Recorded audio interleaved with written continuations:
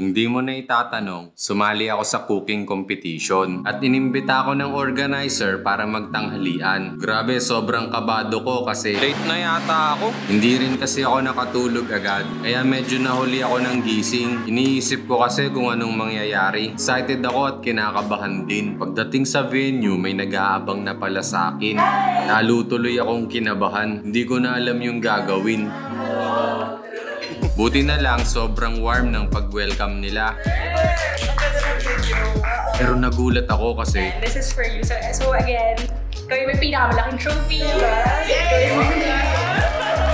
nanalo pala tayo sa cooking competition. Ang laki ng trophy, di ba? Hindi ko maipaliwanag yung nararamdaman ko.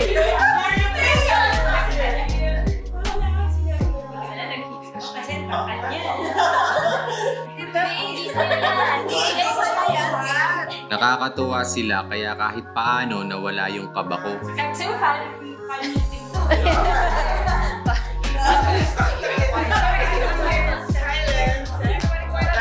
Ang dami naming napag-usapan. Sobrang natouch ako sa feedback nila at sobrang na-appreciate ko yung effort at proseso nila sa pagpili sa amin. Bago umalis, nagpaalam at Thank you guys. Thank you. Malapit dito yung eskwelahan namin.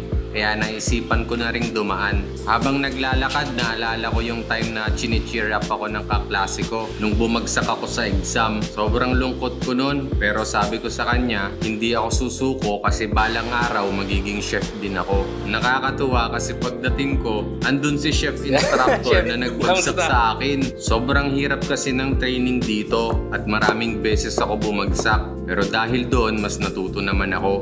Ilang taon na din yung lumipas kaya bago na. Nakakamiss yung time na nag-aaral pa kami. Nakaka-pressure, nakaka-stress. Pero sobrang saya. Ang sarap balikan ng mga naging experience namin. Yes, chef!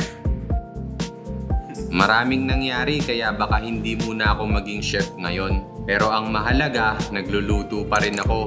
At andyan ka para manood. Galing sa school, dumiretso naman ako sa dating restaurant kung saan ako nag-intern. Mahirap yung trabaho doon, kaya dinalhan ko sila ng merienda. Muntik pa akong hindi makapasok kasi hindi nila ako nakilala. Buti na lang, nandun pa yung mga dati kong superior. Hi, chef.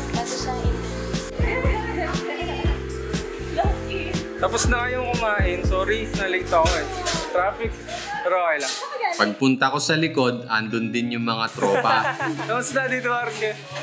Malalim ang naging impact sa akin ng passion at dedication na sinusulong nila. Kahit saglit lang ako nag-intern dito at ilang taon na rin yung lumipas, bit-bit ko pa rin yung experience at mga natutunan ko sa kanila. Alam mo, nung first day ko, si chef yung sumundo sa akin at ngayong bumalik ako, siya din yung nandito. Congratulations, chef.